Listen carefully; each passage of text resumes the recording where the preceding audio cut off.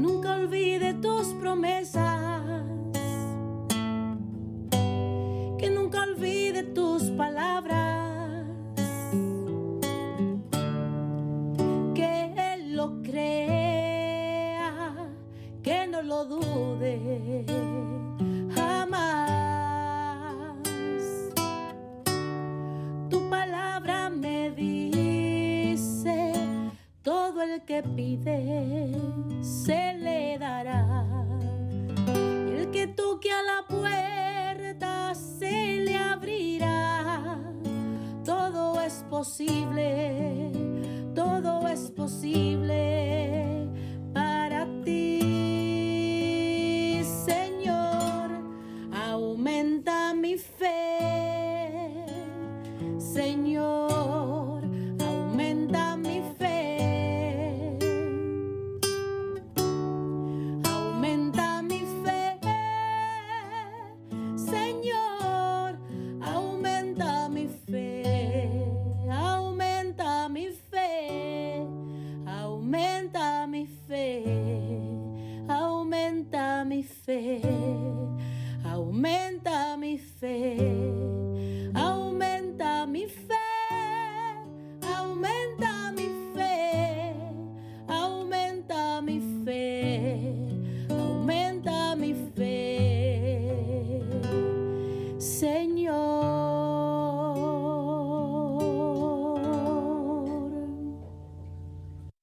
Saludos en este glorioso día y bendiciones a los radio creyentes que escuchan Jesús y María Radio, que están sedientos de la palabra de Dios.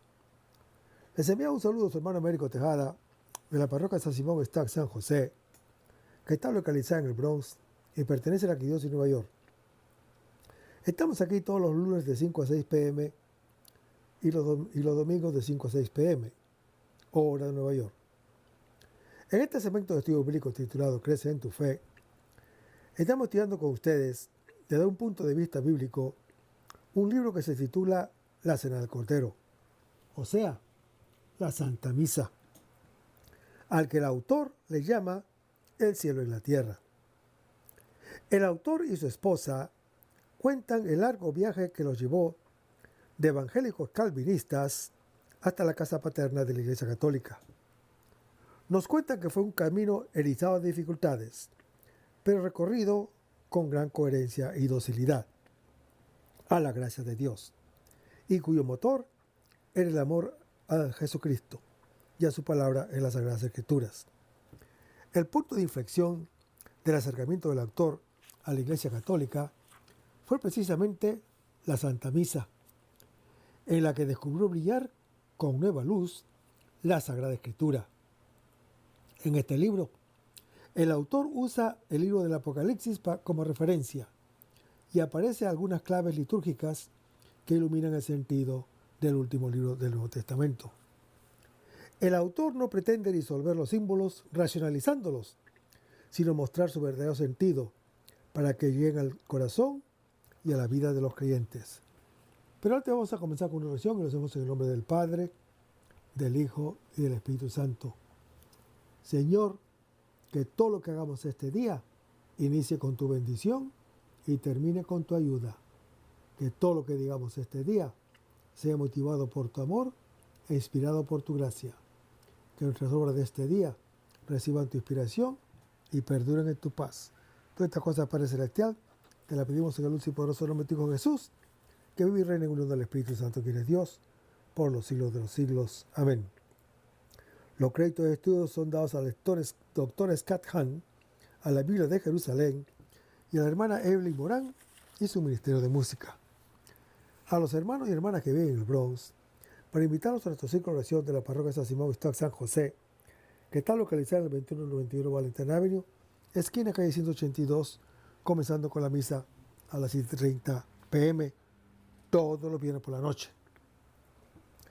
En el segmento anterior estábamos comentando un poquito sobre el Evangelio según San Juan, capítulo 19, versículos 25 al 27. Y decíamos que el Señor Jesús, antes de morir, manifiesta su amor al proveer a la madre, que ya carecía del esposo, y que está perdiendo al hijo único. Por eso, antes de irse, asume el cuidado de ellos al entregar al discípulo a la madre, y al entregar la madre al discípulo junto a la cruz estaban en lo alto el Señor Jesús con sus dos compañeros. Abajo están 4 soldados en una parte y probablemente 4 mujeres en la otra. Además del discípulo amado, el pasaje de María al pie de la cruz es de importancia capital para comprender el papel que en el plan divino de salvación de los hombres toca a la Virgen María, la Madre de Jesús. Las palabras que el Señor Jesús dirige a la Madre y al discípulo son de aquellas que en el Evangelio de según San Juan deben comprenderse en 2 niveles, porque miran 2 perspectivas.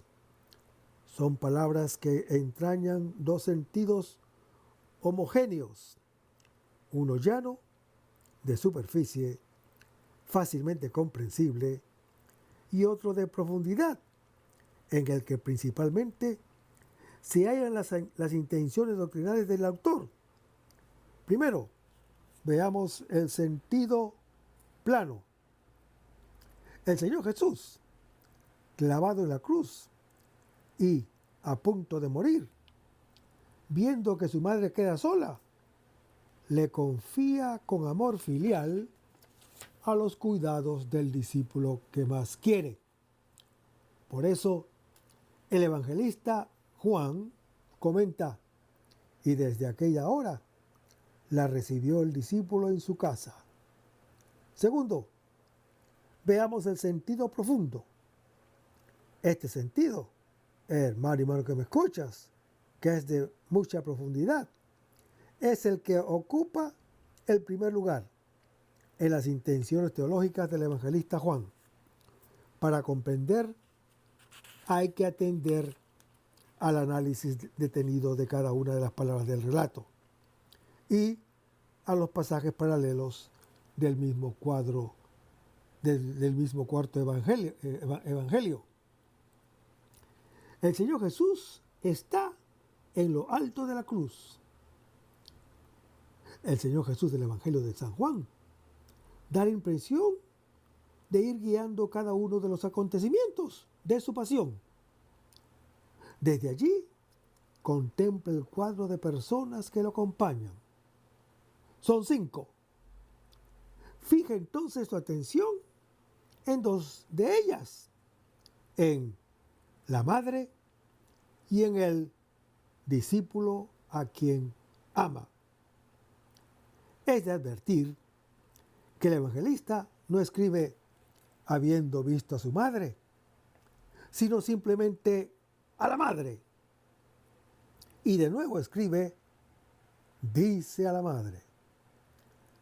La razón de esto es que en la mente del evangelista Juan, la Virgen María va a pasar a ser la madre de Jesús,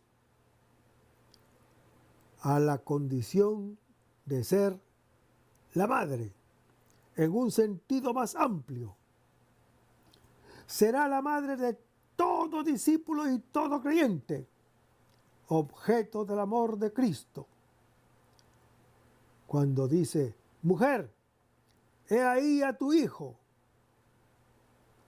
Hermanos, la expresión mujer encierra especial veneración y respeto. Sin embargo, no es normal en esos momentos supremos de dolor. La expresión que brotaría espontáneamente sería madre o mamá. Sí, a pesar de eso, el Señor Jesús se dirige a su madre llamándola mujer. Es que tiene especiales intenciones. Y en esta palabra quiere depositar un sentido particular, la Santísima Virgen. La Santísima Virgen mantuvo fielmente su unión con el Hijo hasta la cruz, junto a la cual, no sin designio divino, se mantuvo erguida, sufriendo profundamente con su unigénito y asociándose con entrañas de madre a su sacrificio, consintiendo amorosamente en la inmolación de la víctima que ella misma había engendrado. Y, finalmente, fue dada por el mismo Cristo Jesús, agonizante en la cruz, como madre al discípulo. Hermanos, en el cuarto evangelio, solamente en otra ocasión aparece la madre del Señor Jesús. Es durante la boda de Caná, en Juan capítulo 2. Allí también el Señor Jesús la llama con el título solemne de mujer. Vayamos a las Escrituras. Y habiendo faltado vino, la madre de Jesús le dice, no tienen vino. Y le dice a Jesús, ¿qué hay entre tú y yo, mujer? Todavía no llega mi hora. El sentido de la última frase era, en aquellas circunstancias, como una invitación, como una cita para cuando llegara la hora del Señor Jesús. Y en la pasión y en la cruz, esa hora ha llegado. Ahora es. Pues bien, hermano que me escuchas, en la boda de Caná, su madre intervino para que Jesús manifestara su gloria con su primer signo, que es la conversión del agua en vino. El último día de la semana de su epifanía mesiánica. Ahora, al pie de la cruz, en el momento de la exaltación mesiánica del Hijo del Hombre, ¿cuál será la intervención de su madre? ¿Qué papel va a jugar? ¿Qué función va a desempeñar? Hay que notar, desde luego, la presentación bien estudiada de las palabras del Señor Jesús hace el evangelista Juan. A primera vista, es la madre quien es encomendada a los cuidados filiales de su discípulo amado. Pero la realidad es totalmente otra. Es el discípulo preferido quien es encomendado a los cuidados maternales de la mujer. Por eso dice el Señor Jesús, mujer, he ahí a tu hijo. Y luego, como subrayando la misión que había de recibir la mujer, a manera de recomendación, dice al discípulo amado, he aquí a tu madre. Por consiguiente, hermano que me escuchas, el Señor Jesús invita, por una parte, a la mujer a que intervenga con su papel maternal respecto al discípulo fiel y creyente, que juega en esos momentos el papel de tipo y representante de futuros discípulos, futuros creyentes, y, por otra parte, ordena al discípulo que en esa mujer reconozca y reciba a su madre. Y es lo que el evangelista Juan afirma haber hecho cuando dice, y desde aquella hora la recibió el discípulo en su casa. En otras palabras, hermano que me escuchas. María, al pie de la cruz, es declarada madre espiritual de la iglesia que está naciendo desde el día de la encarnación. María, al ser madre de Jesús, cabeza, quedó convertida en madre de su cuerpo total. Pero en el Calvario, cuando el Señor Jesús engendra definitivamente a su iglesia, María recibe oficialmente su visión maternal respecto de ella. Las palabras del Señor Jesús a su madre y a su discípulo amado San Juan muestran su amor filial a la Santísima Virgen María. Además, al declarar a María como madre del discípulo amado, la introduce de un modo nuevo en la obra salvífica, estableciendo la maternidad espiritual de María sobre todos nosotros los creyentes, entregándonos finalmente a María.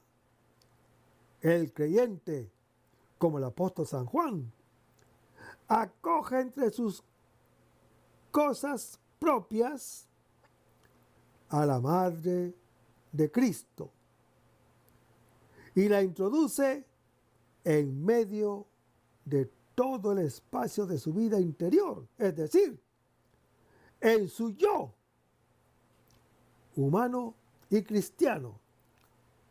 Se podría decir que María, además de ser figura universal del que ama,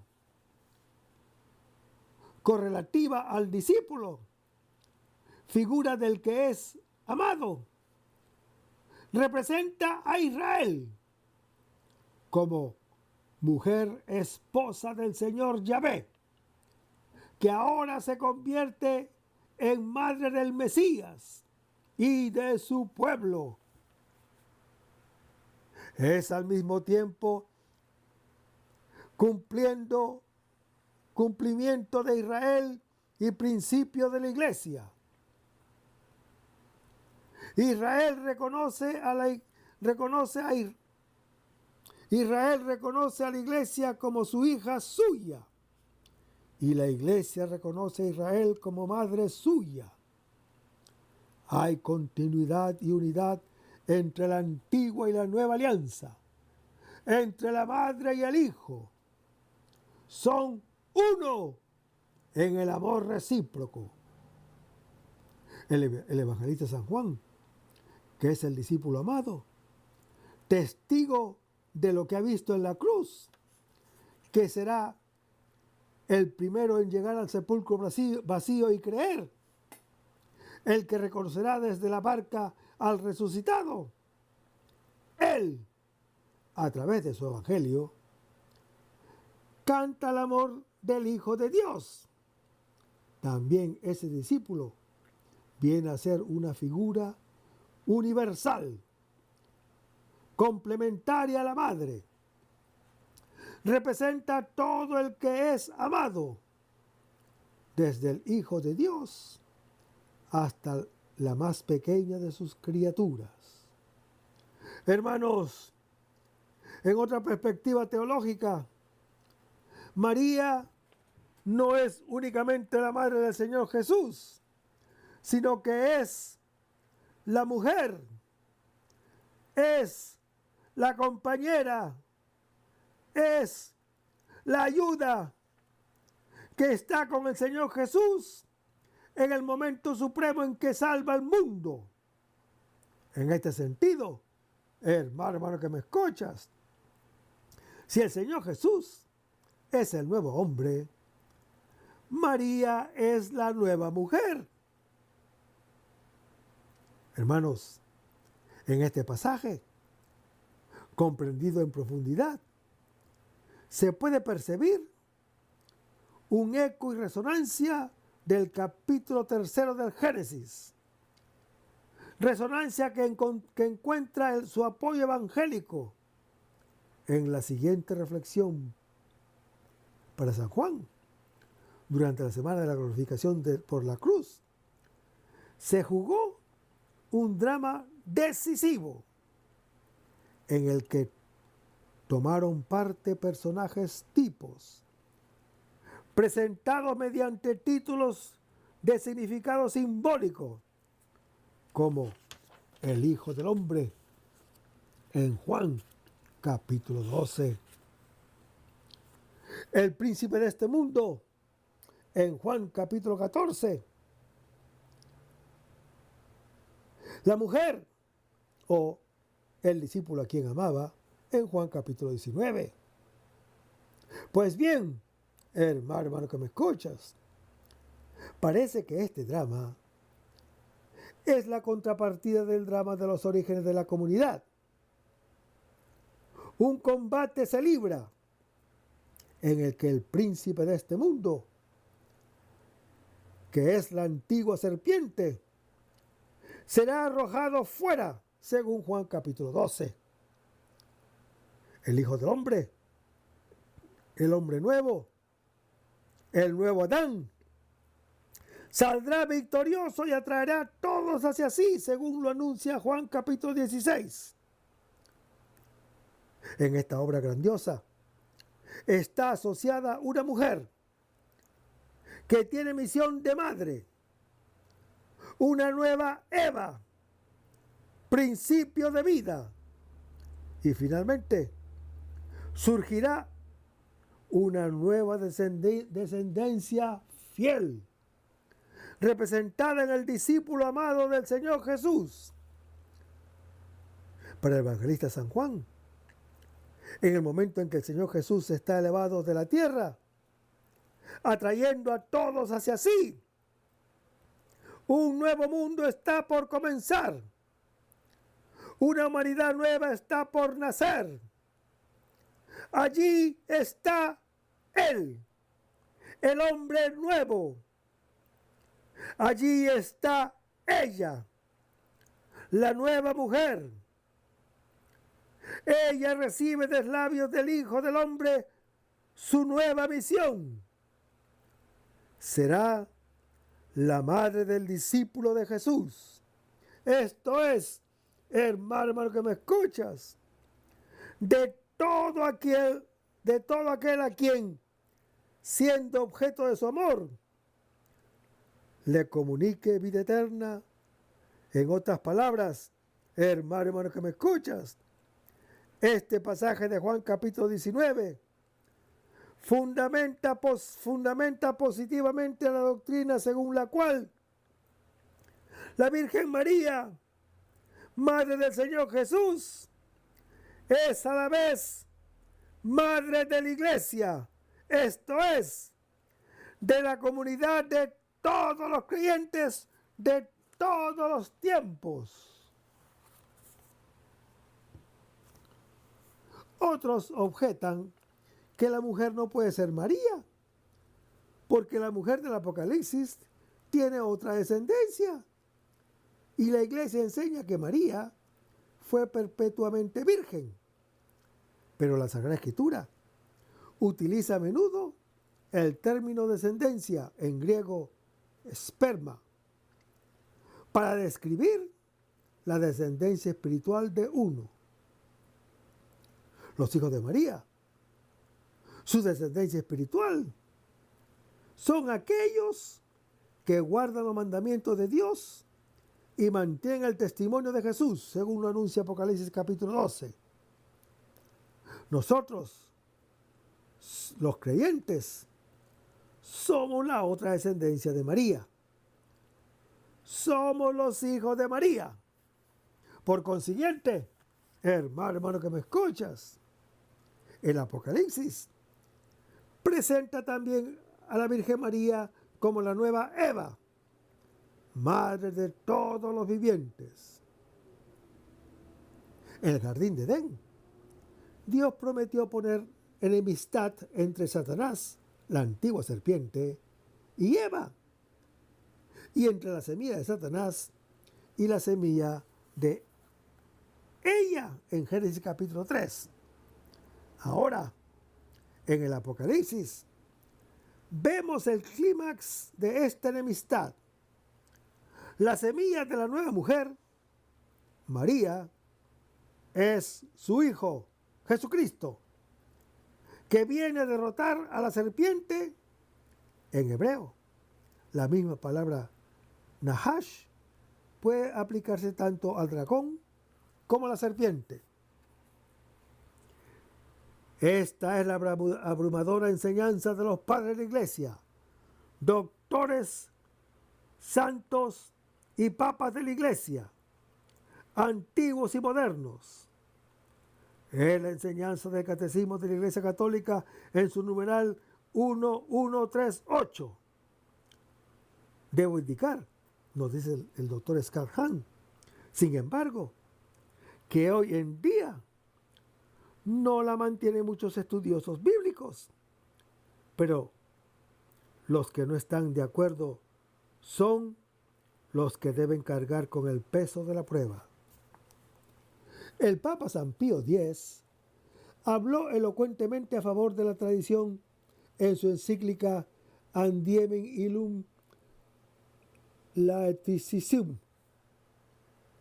Todo el mundo sabe que esta mujer significaba a la Virgen María, nos dice el Papa San Pío X. Por tanto, Juan vio a la Santísima Madre de Dios, ya en la eterna felicidad, pero en los trabajos de un misterioso parto.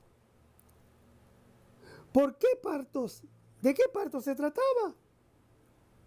Seguramente se trataba de nuestro nacimiento, pues estando aún en el exilio, todavía no hemos nacido a la perfecta caridad de Dios y a la felicidad eterna.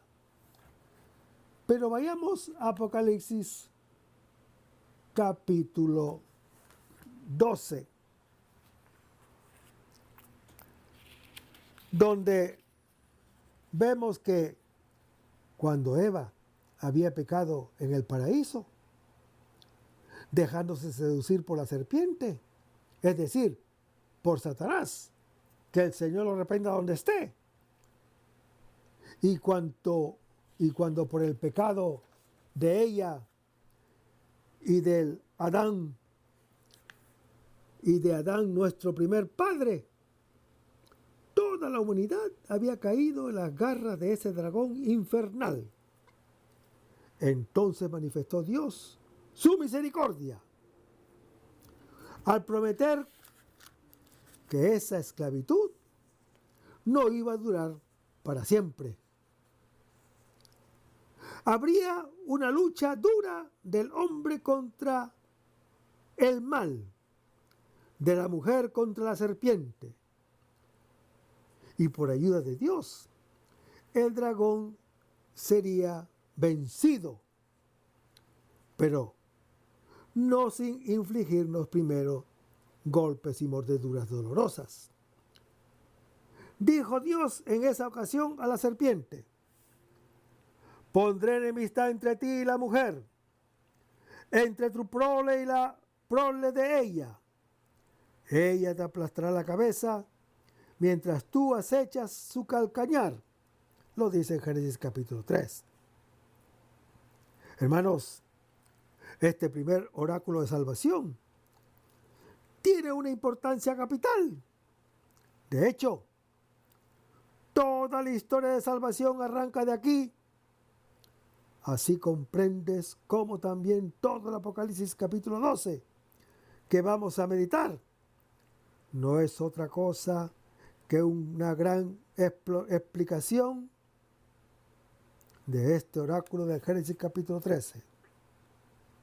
Lo comenta y lo aplica para dejar ver cómo la lucha que actualmente se da entre el bien y el mal, entre la iglesia y el demonio, es consecuencia y ejecución de aquel oráculo de Génesis, pues la mujer es la iglesia, el dragón es Satanás, Las acechanzas que él le inflige en el calcañar son las persecuciones que la iglesia sufre en este mundo. Pero la victoria no va a ser para el dragón, sino para la mujer. El autor del propósito coloca esta visión de mujer y dragón en este lugar de su libro. ¿Por qué? Porque en el Apocalipsis capítulo 12 cambia el tono general de su libro. Pues en este capítulo empieza la segunda parte del libro del Apocalipsis. Fíjate lo que hasta ahora hemos meditado. Hemos visto en la primera mitad del libro los varios castigos y plagas universales, con que Dios suele azotar a la humanidad en general para hacernos recapacitar y convertirnos y así salvarnos. Estos castigos estaban expresados en dos grupos de 7 plagas: los 7 sellos y las 7 trompetas. Ahora, en la segunda mitad del libro del Apocalipsis, veremos la lucha a vida y muerte entre la iglesia y Satanás, que es el dragón, el adversario. Las persecuciones terribles con que Satanás acecha el calcañar del pueblo de Dios. La mujer representa a Sión, el pueblo santo que era de la era mesiánica. La iglesia de los creyentes, ese es un pueblo o el pueblo mesiánico que el dragón está tratando de matar. Por eso, hermano que me escuchas, todos los sufrimientos, todos los perjuicios exteriores, todas las persecuciones y todas las muertes de los mártires no son otra cosa que manifestaciones de esta rabia mortal con que el misterio de la iniquidad está tratando de darle muerte a la iglesia. Pero no podrá con ella. No, hermano que me escuchas, no podrá con ella. Cristo nuestro Señor ya lo dijo en el Evangelio. Las puertas del infierno no prevalecerán contra la iglesia. En Mateo capítulo 16. Esta persecución de Satanás contra la iglesia las expresa nuestro autor otra vez en dos grupos de 7 simbolismos: los 7 signos y las 7 copas. Luego, el Apocalipsis capítulo 12 es el primero de los 7 signos que van a pintarnos gráficamente la lucha entre iglesia y demonio y las persecuciones que la iglesia tendrá que aguantar en esa lucha. Como ya se dijo, la forma externa que el autor dio a su descripción está tomada del oráculo del Génesis capítulo 3 sobre la lucha entre la serpiente y la mujer, entre su prole y la prole de ella. Este capítulo describe la lucha de Cristo mismo en la cruz contra el demonio. Describe la derrota formal de Satanás, que básicamente sufrió en ese momento cuando en la cruz el Señor Jesús derrotó a Satanás. Por eso describen las escaramuzas encarnizadas que Satanás, aunque básicamente ya derrotado, sin embargo, libra todavía contra la retaguardia del ejército de Cristo. Es decir, hermano que me escuchas, contra su iglesia militante en la tierra. Veamos ahora los primeros versículos de este capítulo. Conviene antes que nada tratar de determinar con más precisión quién es esa mujer. Ya se dijo que es la iglesia. Sí, pero ¿cómo llegó a esto? Pues fíjate, ya en el Antiguo Testamento era muy corriente el que se simbolizase al pueblo de Dios bajo la figura de una mujer o doncella. Acuérdate del cantar de los cantares. Acuérdate del bellísimo Salmo 45, donde el rey es Dios y su esposa es Israel. Acuérdate de los primeros pasajes de los profetas. Por ejemplo, la historia de la doncella Israel. Primero infiel, pero luego convertida por el castigo en Ezequiel capítulo 16 y Ezequiel capítulo 23. Luego, no es nada fuera de lo común cuando nuestro autor también se sirva de la figura de una mujer para describir al pueblo de Dios. La iglesia, de hecho, aún nosotros mismos lo hacemos cuando hablamos con reverencia de la iglesia, nuestra madre. Que el ataque del dragón se produzca en el cielo significa que el nacimiento de Cristo y la impotencia del diablo frente a él estaban predeterminados por Dios desde la eternidad. La mujer presenta rasgos aplicables a Israel, a la Santísima Virgen y a la Iglesia, aunque directamente se refiere más a María Santísima, cuya maternidad conllevó el dolor del Calvario y había sido profetizado como una señal en Isaías capítulo 7, donde se dice que la Virgen está encinta y va a dar a luz a un hijo. Pero si nos mantenemos en la descripción de la iglesia, tenemos que decir que la iglesia tiene dos aspectos principales. La iglesia triunfante en el cielo y la iglesia militante aquí en la tierra.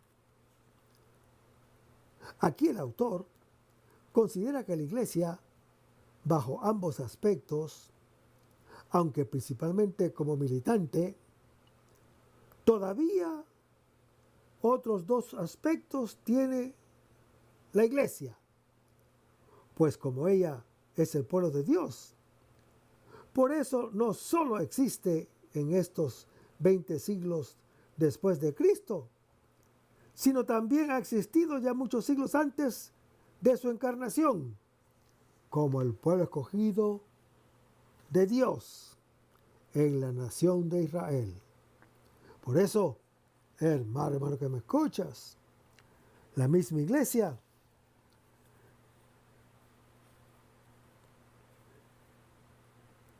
tiene una fase en el Antiguo Testamento y una fase en el Nuevo Testamento. También estos dos aspectos de la misma iglesia están contemplados en este capítulo. Ahora entendemos la descripción que el autor nos da de esa mujer cuando dice: vestida del sol y con una luna bajo sus pies. Esto nos recuerda enseguida de la descripción de la esposa en el Cantar de los Cantares, donde el esposo, que es Yahvé, extasiado, exclama: ¿quién es esta que sube, radiante como la aurora, hermosa como la luna y más brillante que el mismo sol? impotente como un ejército. Y lo dice en Cantar de los Cantares, capítulo 6. Y cuando el Apocalipsis capítulo 12 añade que tenía una corona de 12 estrellas en la cabeza, nos recuerda que la visión que tuviera el patriarca José, quien describió al pueblo de Israel como el sol, la luna y 2 estrellas en Génesis capítulo 37.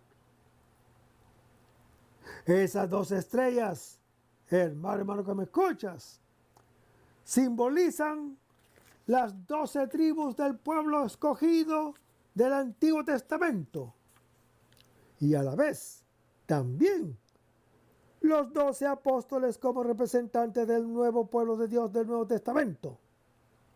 Este pueblo de Dios, en su fase del Antiguo Testamento, estaba encinta del Mesías.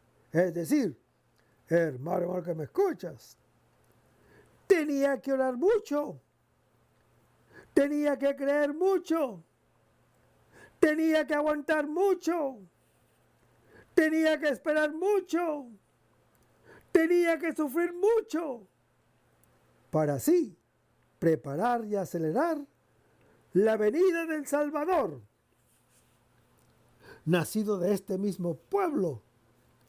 Pero, mientras tanto, estaba preparándose también Satanás, descrito aquí como la serpiente de Génesis capítulo 3, pero además con los atributos del Imperio Romano, porque las 7 cabezas son los 7 emperadores de Roma y los 10 cuernos son los reyes vasallos sujetos al Imperio Romano.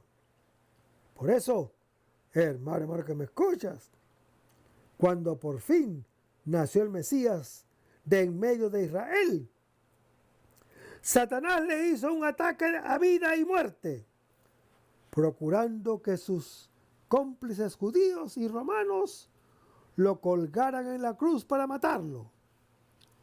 Pero el Señor Jesús, por su muerte y resurrección, conquistó la vida para sí mismo y para todos nosotros los creyentes. O sea, hermano que me escuchas, falló por completo el plan de Satanás. Sí, hermano que me escuchas, el plan de Satanás ha fallado. Por eso comenta el apóstol San Pablo sobre esto, que la estrategia de Dios era desconocida de todos los príncipes de este mundo, pues de haberla conocido, jamás habrían crucificado al Señor de la gloria. Y lo dice en 1 Corintios capítulo 2. En efecto, la cruz que Satanás le preparó a Cristo, en vez de ser para Jesús derrota, fue su victoria. Se convirtió en su trono de gloria y en su escalera para ascender al cielo. Por eso dijo Jesús mismo sobre esto, cuando nos dice: ahora es el juicio de este mundo. Ahora el príncipe de este mundo será echado abajo, porque yo, cuando sea levantado de la tierra, es decir, en su cruz y en su ascensión, atraeré a todos hacia mí. Y lo dice el Señor Jesús en Juan capítulo 12. Sobre el pasaje siguiente, aquí en el Apocalipsis capítulo 12, hallamos el mejor comentario precisamente en estas palabras del Señor Jesús que acabamos de citar, junto a aquellas otras que Él dijo en otra ocasión. Yo he visto a Satanás caer del cielo como un rayo. Por eso os di el poder de pisar sobre serpientes y escorpiones y contra toda potencia enemiga. de modo que nada os podrá hacer daño. Y nos lo dijo en Lucas capítulo 10. Pues la derrota de Satanás, cuyos efectos se describen simbólicamente aquí en el Apocalipsis capítulo 12, significa que por la victoria definitiva del Señor Jesús sobre él en la cruz, se han frustrado para siempre sus esperanzas de poder levantar su trono en el cielo y hacerle la competencia a Dios. Pues el gran pecado de Satanás es la soberbia. Tratar de parodiar a Dios y hacerse igual a Él. Pero el Señor Jesús hizo fracasar todos sus planes. Podemos pensar aquí en lo que dice el profeta Isaías. ¿Cómo has caído de los cielos, Lucifer, hijo de la aurora? Has sido batido a tierra. Tú que decías, subiré al cielo, alzaré mi trono por encima de las estrellas de Dios. Subiré a las alturas y me asemejaré al Altísimo. ¡Ay! Has sido precipitado al infierno, a lo más hondo del abismo, lo anuncia el profeta Isaías en su capítulo 14, que concuerda aquí con el texto que expone la rebelión de los demonios contra Dios, que según algunas tradiciones judías, cuando Dios creó al hombre a su imagen y semejanza en Génesis capítulo 1, mandó a los ángeles inclinarse ante él. Los demonios no aceptaron esta orden porque consideraban al hombre inferior a ellos y se rebelaron contra Dios. En cambio, San Miguel y los ángeles fieles obedecieron a Dios. Satanás y sus seguidores fueron arrojados al infierno y no cesan de tentar al hombre para que se aparte de Dios. El instrumento en la mano de Cristo para botar fuera a Satanás,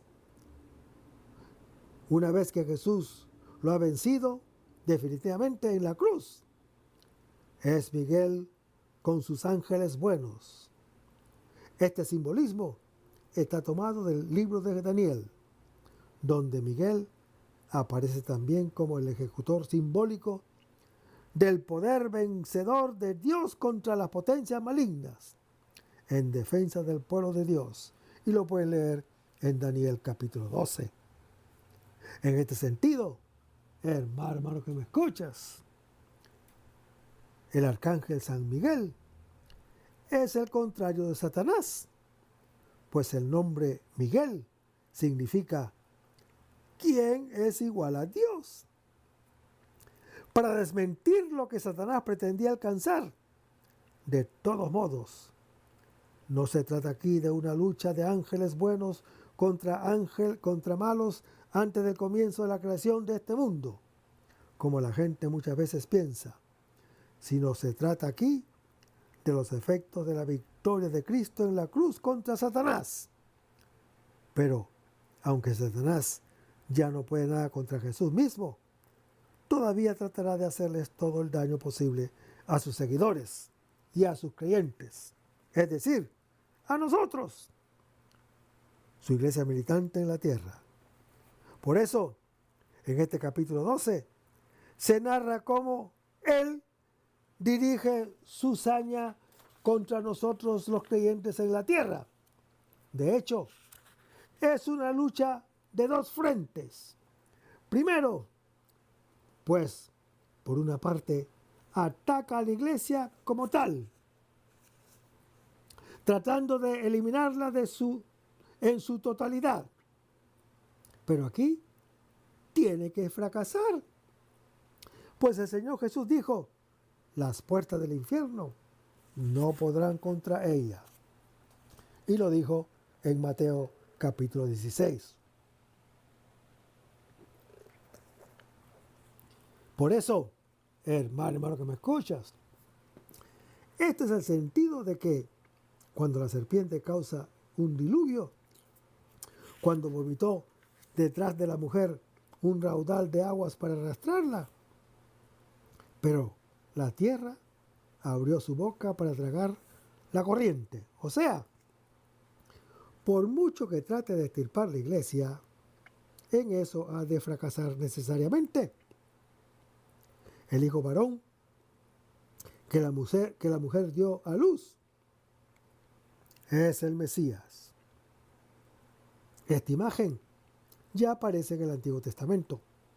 Leamos las Escrituras. Antes de tener dolores, da a luz.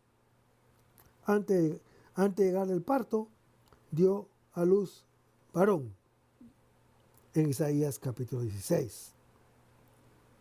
El que ha de regir todas las naciones, o sea, el jefe del nuevo pueblo mesiánico, se presenta inmediatamente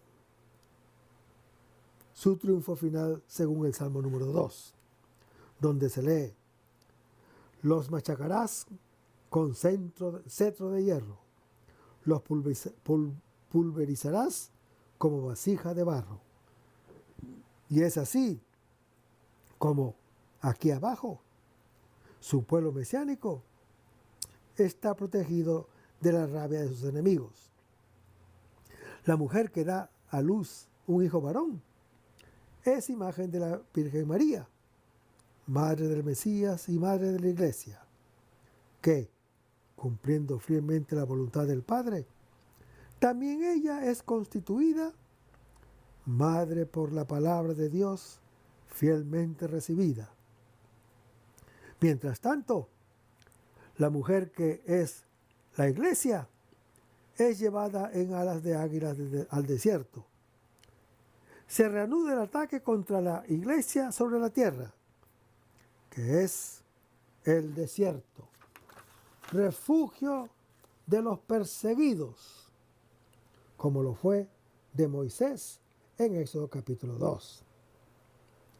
La lucha que soporta la Iglesia contra los poderes del mal está descrita con imágenes del éxodo de Israel, ya que trataba también aquel, fue un momento de máximo peligro para el pueblo de Dios.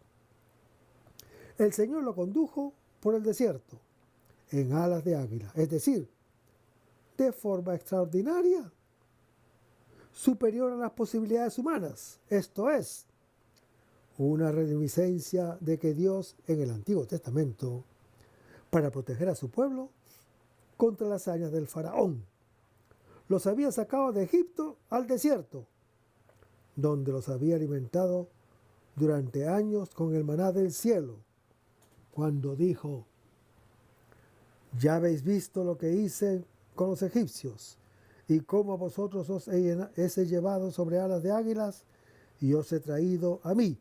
Y lo dice en Éxodo capítulo 19. Cuando el profeta Isaías anuncia la liberación del cautiverio en Babilonia, también afirma que subirán con alas de águilas en Isaías capítulo 40.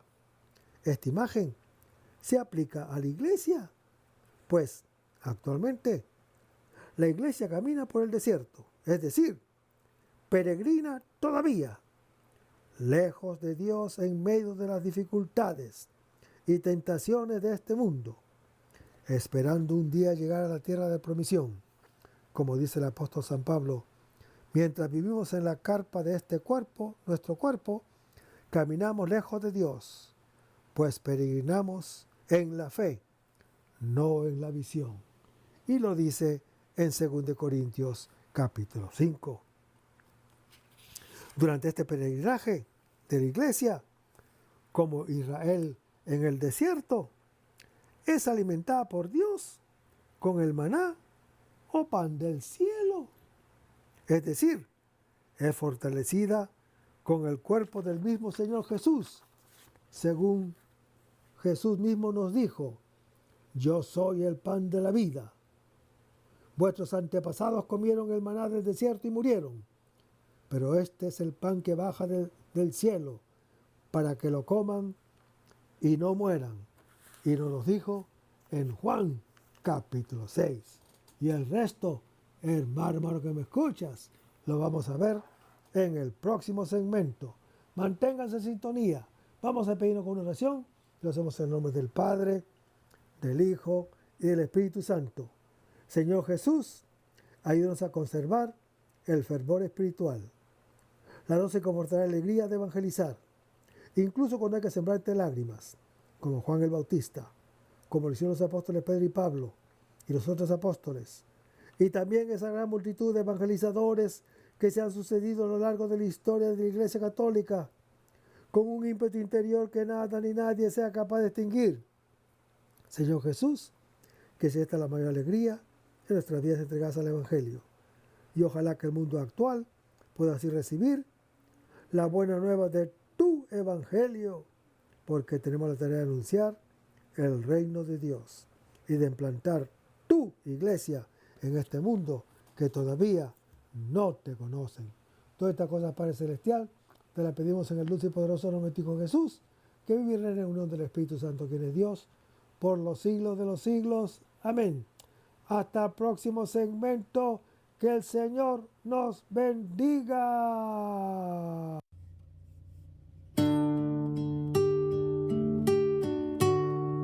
Aumenta mi fe, Señor, aumenta mi fe. Aumenta mi fe, Señor, aumenta mi fe. Que nunca olvide tus promesas, que nunca olvide tus palabras, que Él lo crea, que no lo dude jamás.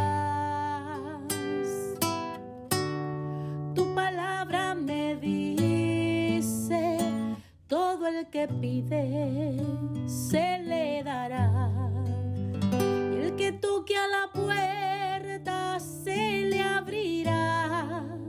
Todo es posible, todo es posible para ti, Señor. Aumenta mi fe, Señor, aumenta mi fe. Aumenta mi fe, Señor, aumenta mi fe. Aumenta mi fe, aumenta mi fe. Aumenta mi fe, aumenta mi fe.